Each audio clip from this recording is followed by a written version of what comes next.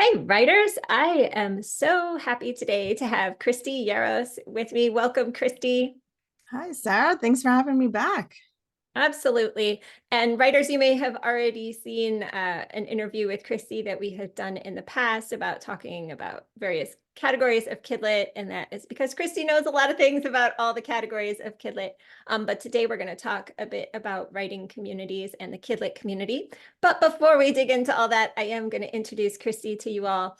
She is a certified book coach and story editor working with serious middle grade and young adult writers who want to create stories that engage, encourage, and empower young people.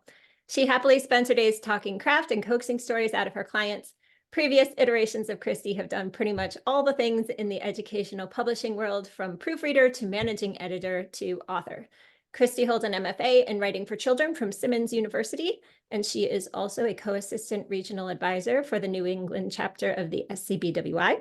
And she is a co-host of the Coaching KidLit Podcast, which is an awesome podcast, and we will have a link to that so that everybody can find it.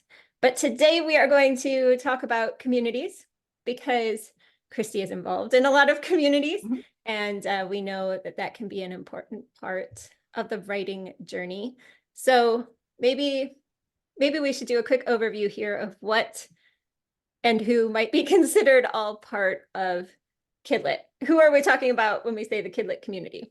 Well, I mean, in the broad sense, right? It's all of us who are involved in that: writers, editors, agents, publishers, illustrators, people that pretend to write and just admire the other writers, coaches, people like that. I mean, it's like librarians, teachers, right? Anybody who might interact with a KidLit book in the creation of it and the publication of it and then getting it out into the world. I mean, generally we don't include the children in our KidLit community, but certainly they're on our minds.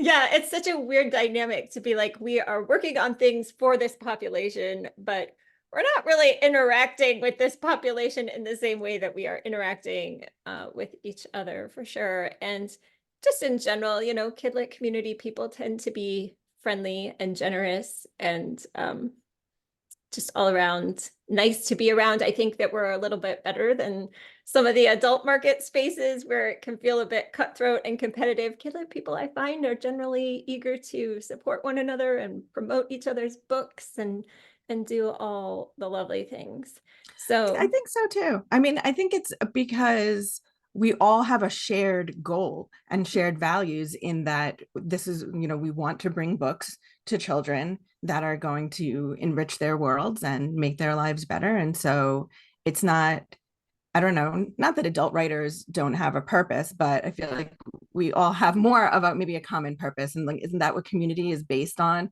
Shared values and shared goals and things like that. So yeah, that's I mean, really I good always say perspective. KidLit people. KidLit Yeah. people are the best people. It's just the way it is. It is the way it is. Yeah. So, so even within the KidLit community, though, we do get some different types of communities. We've got well, the SCBWI, which we mentioned. Maybe since you are involved with that on a leadership level, could you maybe give people a bigger perspective of what the SCBWI is? Sure. So that's the Society for Children's Book Writers and Illustrators, and it is an international organization at the top. And then there are individual chapters in different states, like where New England, because New England is its own community identity, 6 states that are part of the same. Your chapter is it your whole state? Iowa, yeah. Yeah, so yours is just Iowa, and other parts of the world, it's the whole country, it could be a whole country, it could be part of the country, but it's the same thing, it's all people who have the same goals, again, publishing children's books. So it is writers, it is illustrators, it is people in the publishing world. And it's a great place for you to find local people who do what you do. I mean, I lived in my town for probably 8 years before I realized that there were people that lived like 4 streets away from me who also did KidLit, right? And I'm thinking I'm the only one. So there's that. And since COVID, there's a lot of online offerings. And in August, the online conference is coming up where you have the opportunity to be, on Zoom, but with people all over the world, having a shared experience. And then there's even peer critique groups. And I always run the YA critique group. So if you're going to an SCBWI International Online Conference and you do YA, I'm always hosting that critique group. But so it offers things for different levels. And I know I've heard some people say that they weren't ready to join that yet because they didn't think they were at a certain point, but I don't believe that it's like that. I think it's great for beginners. There's tons of resources and information.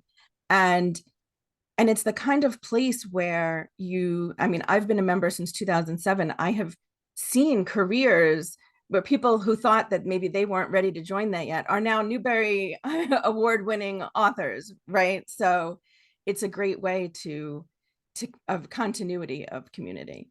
Right.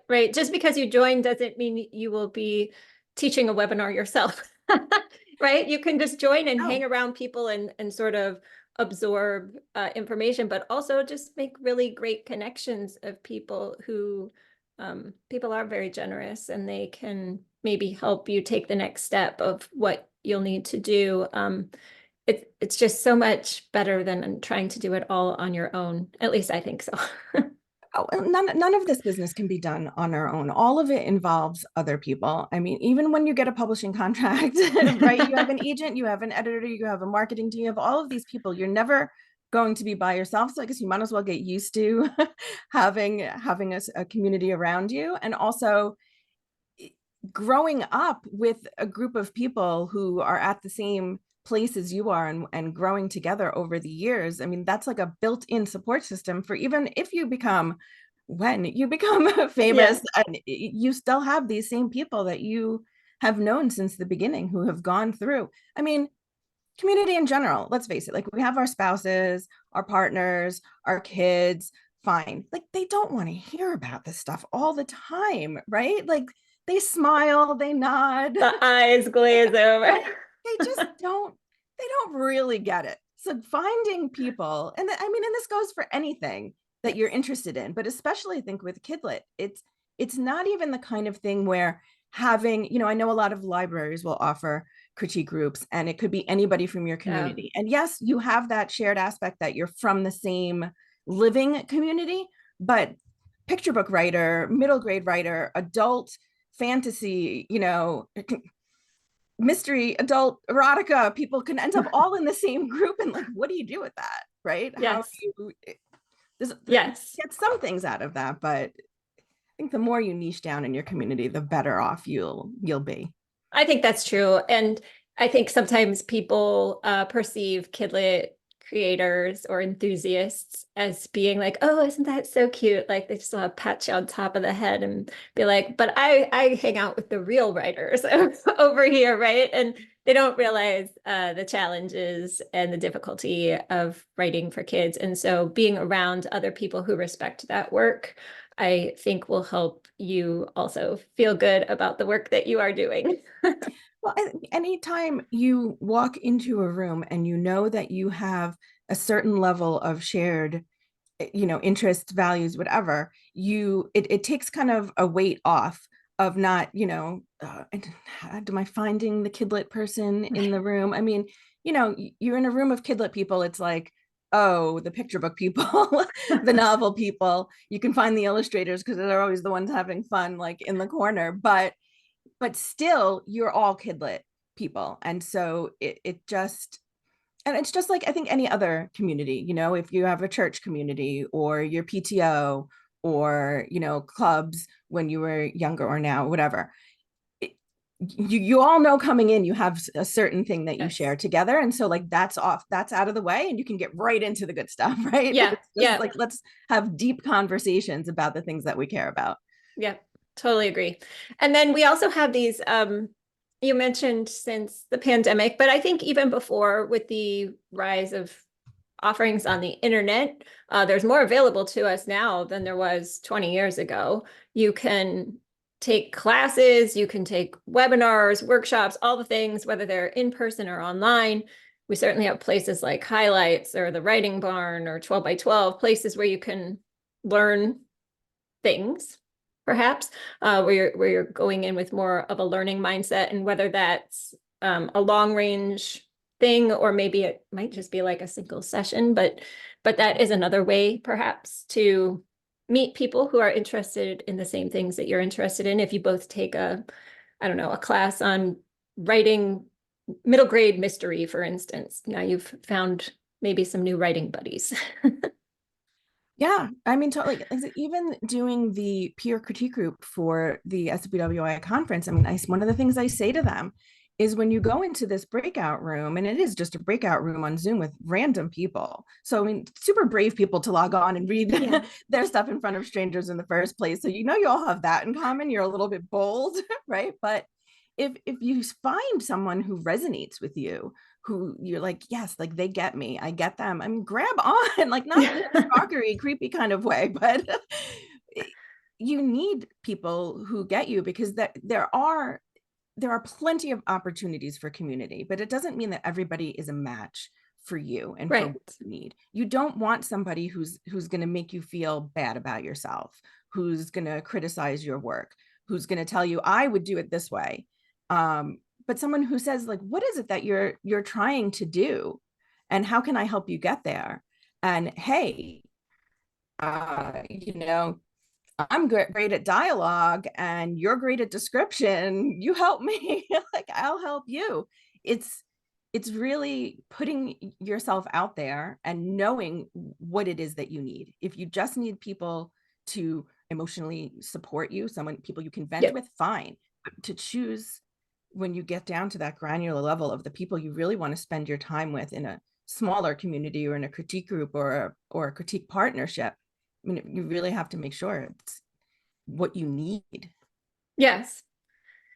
Yeah. So maybe let's give some direction or some tips maybe here for writers who are like, okay, I'm very enthusiastic about joining a community, but I'm not totally sure which one to join, because there's tons of good ones. There are a lot of good ones. There are also maybe some not so good ones that we don't want to be a part of.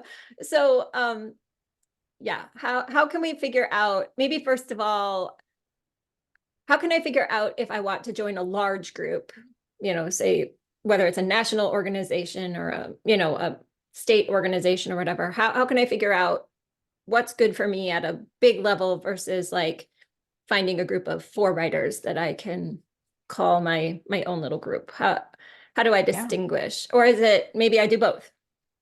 I mean, I think there probably is room for both. I'm part of multiple communities and they each give me something different. So like I said, like understanding what it is that you want from people. I mean, at this point, my own critique group, we met 10 years ago at an SCBWI conference, realized we all live within, the same town around each other.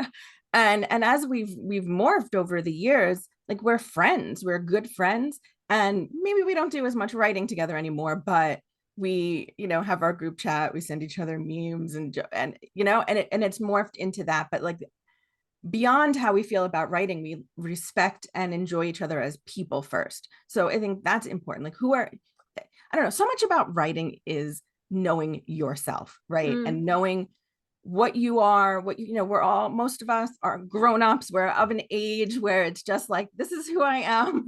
I'm not going to change. So what do I need and who can meet me there? So I think part of it is money. How much money do you have to invest? Because there are free communities, but there are also paid communities, and the expectations of what you'll get out of those are different based on how much you pay. I mean, that's just the way business works, right? There's how much time do you have to invest? There are communities where stuff is happening daily, or things that happen once a week or once a month. Like, what kind of time investment do you have?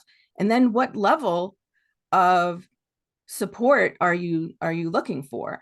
If you're in SCBWI, I mean, our region, New England region, has probably 1,800 people in it, right? I mean, you're not going to get to know everybody, and you can't come in with the expectation of like, I'm brand new, teach me everything. You have to do a certain amount of effort yourself in taking advantage of the resources and saying, okay, here's here's what I think I need right now.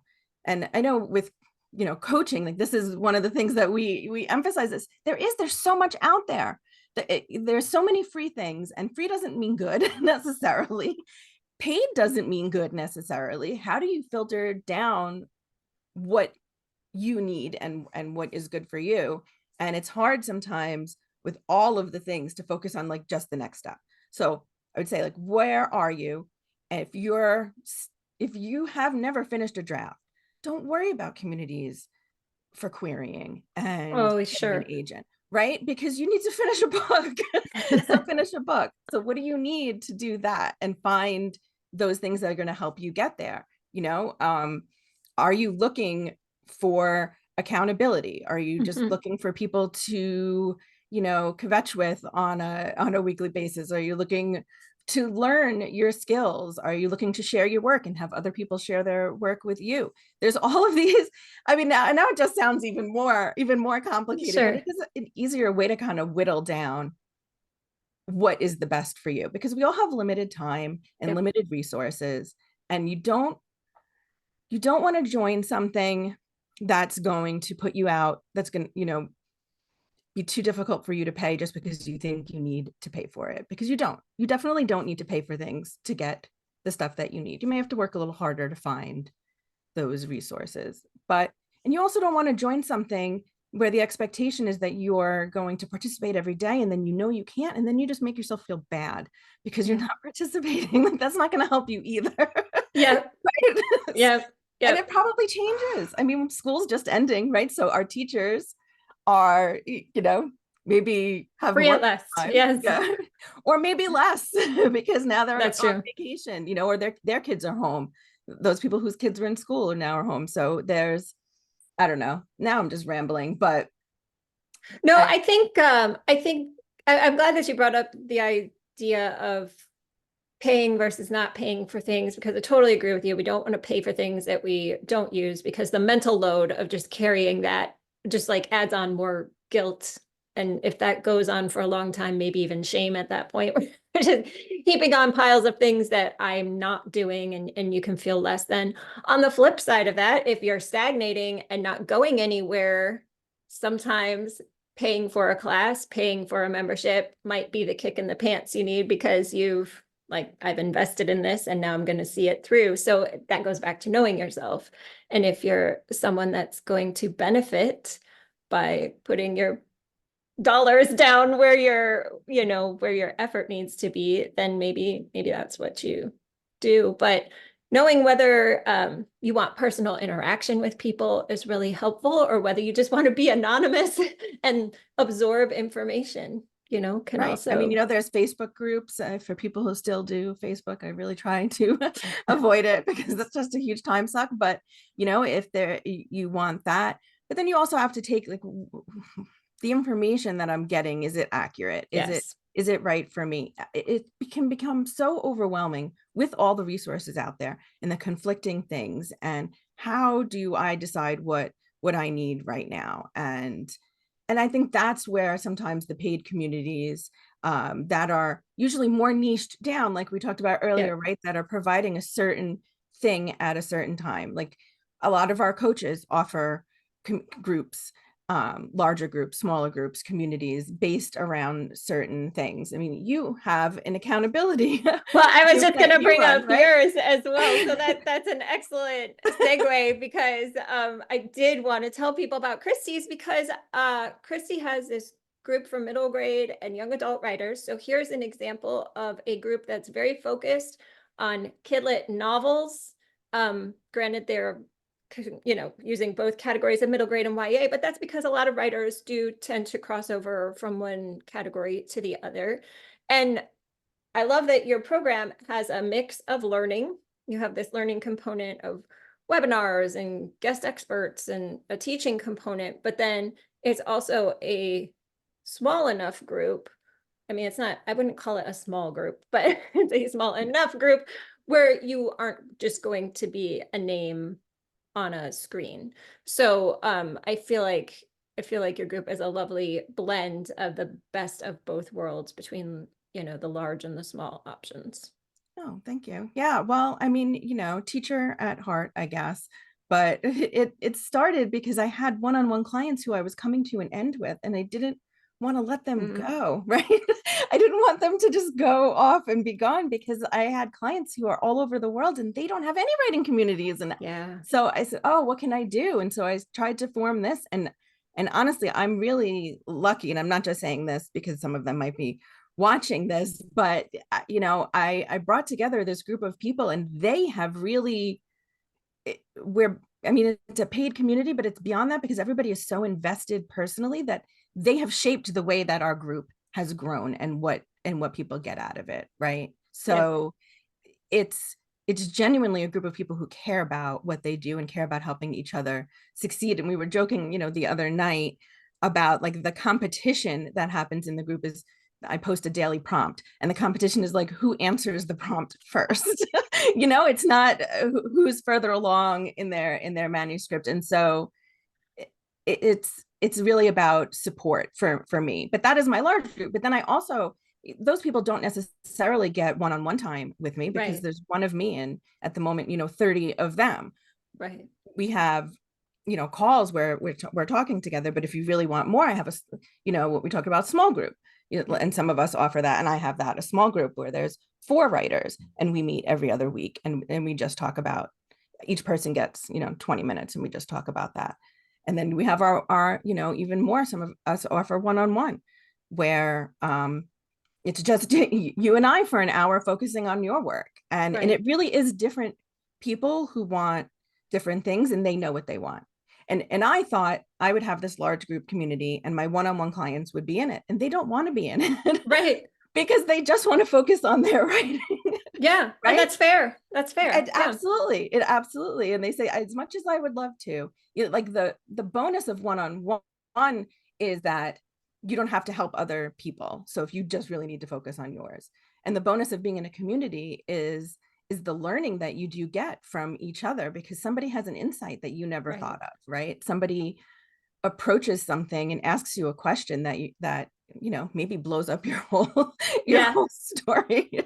But it's just so fascinating the way that community, like a true community, grows and shapes based on the people who are in it. And that's when I think, when you're searching for where you want to be, like, look at the people who are there, talk to Yes. the people, ask them what they get out of it, and see if that's something that you want, because there are plenty of options. And if you're like me, I never felt like I fit in anywhere. So like I've always been a community builder because I just kind of make my own community so that I have people to hang out with. I've been doing it since I was a teenager. So. Yep. Yep. Yep. Yeah. I think that's really well said, because I think we just want to avoid communities where the people in the community have their personal agenda like front and center, and trying to like push whatever that agenda is, whether, because that's when we get the situations of belittling other people, or maybe disrespecting other people's work, or, you don't want to find yourself in that kind of situation. So definitely, no matter where you find your community, you want other people to be speaking well of it.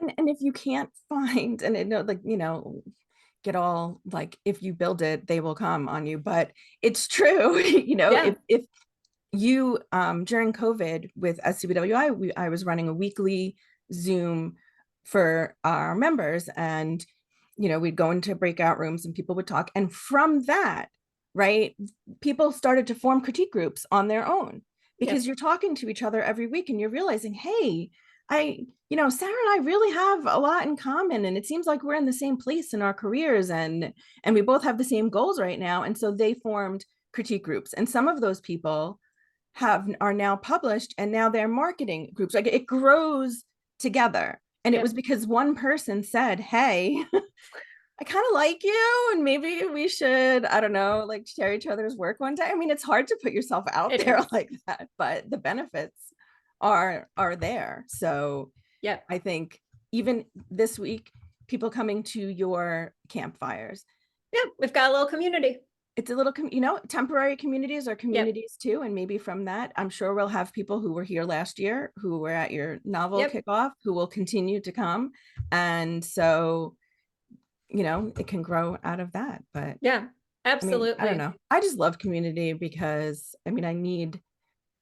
sometimes you really just need people who get you. Yes. Right?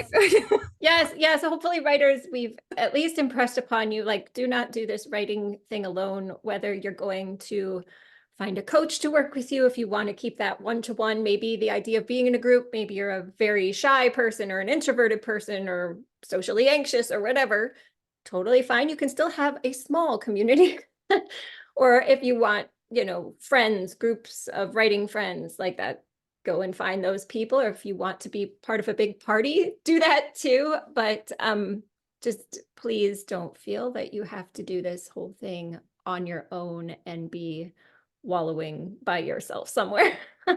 And don't, because it's only I will say the biggest thing I have learned about especially writing communities is that so many of us sit here and think we're the only ones who don't get it. You look on social media, you see all these people who are posting the best of their lives. So, just like when you get into that comparison and you're like, everybody else is doing so well and I am sitting here struggling. No, we are all struggling. It's just how many of us can admit that. And when you can find people that can admit with you that they're struggling and you struggle together and you get through it, it just makes it just so much easier for everybody and so much more enjoyable, because it's not always fun. Yeah. Let's be real. It's not always fun, but that doesn't mean that you can't always have fun with people. Yes. In those kinds of settings. So please just also take away that whatever you think you're the only one, like none of us are that. We're not the only ones. Yeah. Everybody, there's plenty of other people who feel that way. But tell us about your community too, because you didn't get to talk about yours. Oh, well, you're putting me on the spot. Yes, I am. I have a year-long community that is part learning, part accountability, but it is not specific to KidLit, but it does include several KidLit writers. So it goes for middle grade YA and adult novel writers. And we go the calendar year from January to December. So it is not open right now. I'm sorry, writers. That's okay. You will have to wait but until January. But that just shows you how, I feel like you and I have a lot in common. Obviously we can yap all day, and yet the kinds of communities that we form are based on our own personalities and our strengths and all of that. So I think that's another good way to say, hey, I really like Sara. I'm going to save my spot for January 1st, Sure. And I structured you had started yours because you wanted to, keep clients around you and be able to offer support for them as they were continuing. And that's how yours originated. Mine originated because I love New Year's resolutions. So that's why it coincides with the calendar. There you go.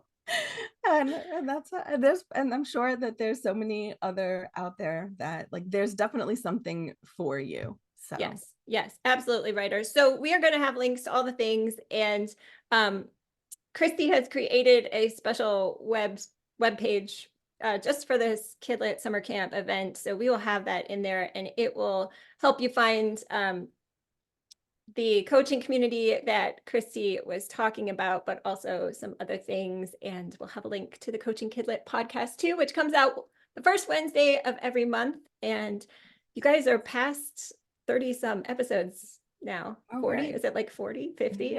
No. Yeah, it's been about 2.5 years already. So yeah. Awesome.